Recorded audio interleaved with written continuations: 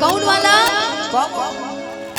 गमछिया से नहीं बुझाता है तो पूछत कहे के करू मारो ना तो सब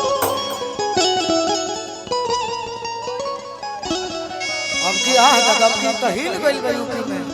अब ना मरबू तो कहिया मरबू हां जी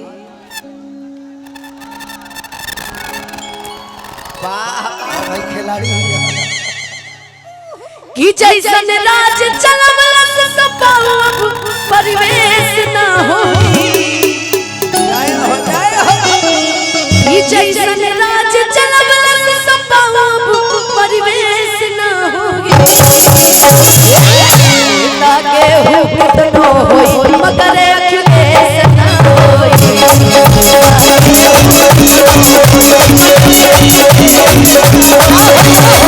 हमरा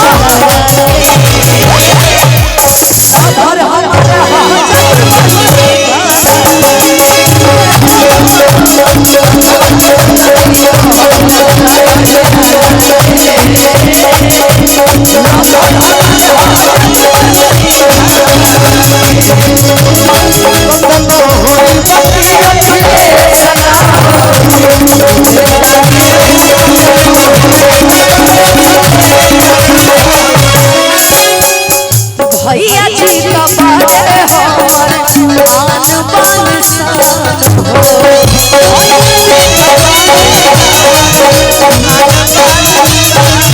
भैया जी के बाटे सही दिए पहचान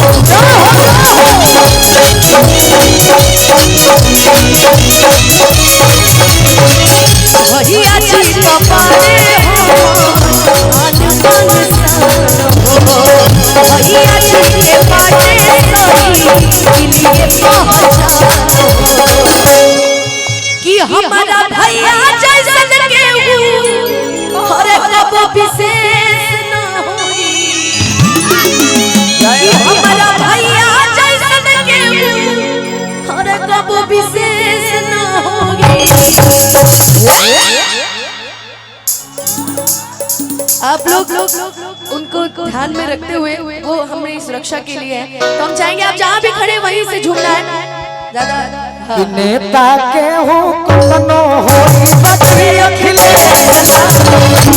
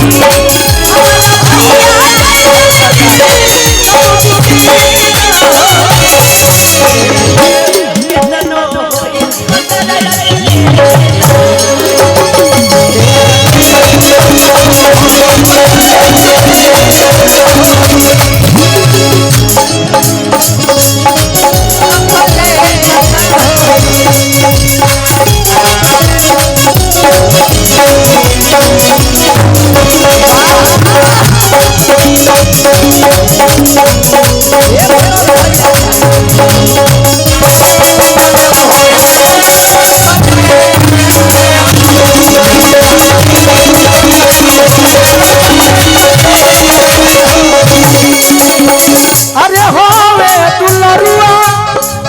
मुलायम जी के लाल हो यूपी में पहले बारे देखई कलाल हो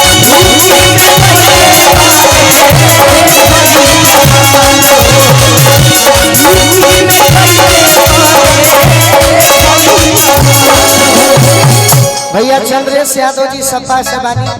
आशीर्वाद दिले बानी तारा भैया जी लेखा के हूँ विशेष ना होई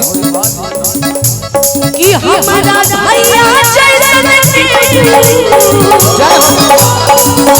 कि हमारा भैया जैसन केहू